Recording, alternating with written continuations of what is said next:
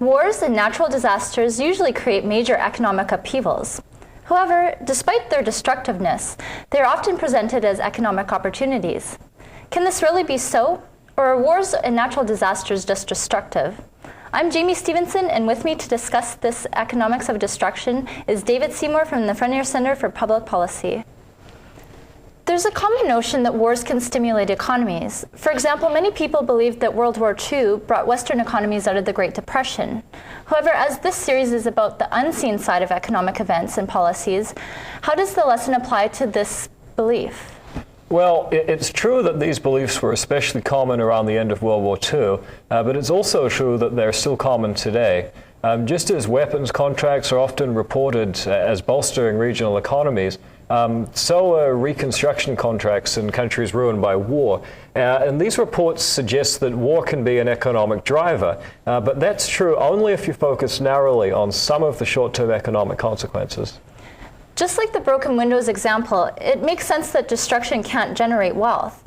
But if you look at some of the defense contracts or contracts to rebuild Iraq, it seems some people really do profit from wars. Oh yeah, some groups certainly do profit. However, the long-term effect on all groups ultimately matters more than the impact on, say, defense contractors and their employees.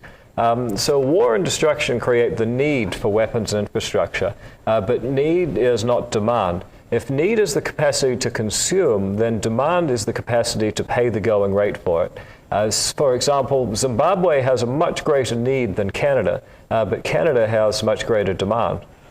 On the other hand, wouldn't extra need motivate people to work harder and produce more so they can pay more? Well, that's almost certainly true, but it shouldn't be confused with an overall improvement. That would be like getting sick and recovering and then saying, well, you're better off. The sacrifices that people make because of destruction need to be subtracted from the end result. Okay, you could say it creates a change in priorities, but no extra wealth is produced? Well, the change in priorities part is right, but the real problem is the reduction in demand. The destruction of war simply increases need and decreases demand. In fact, we can go further with demand and say that demand and supply are the same thing viewed from different angles. In the long run, an individual or a country can't demand more than they're able to supply, because what they can supply is what they have to exchange as payment. As destruction increases need, it reduces supply. Yeah, definitely. And not only do war and destruction divert demand away from other uses, they actually reduce overall demand. So the destruction means that those resources that were destroyed can no longer be used as supply. For example, a military truck can be destroyed in a war, but it could have been a delivery truck generating wealth. Wars simply can't drive economic growth, but it can seem like that if you don't seek out the secondary and long-term effects. But what if your country is attacked? Well, in that case, you're better off defending yourself rather than being ruled by a country that thinks war is worthwhile, because, they obviously don't understand economics.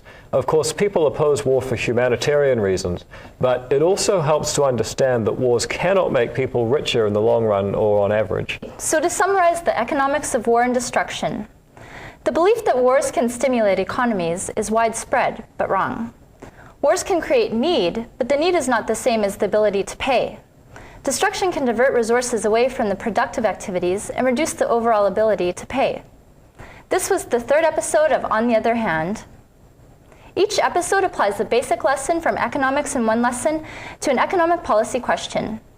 Upcoming policy issues include rent control, bailing out industries, the effect of technology on employment, and the role of unions. Until then.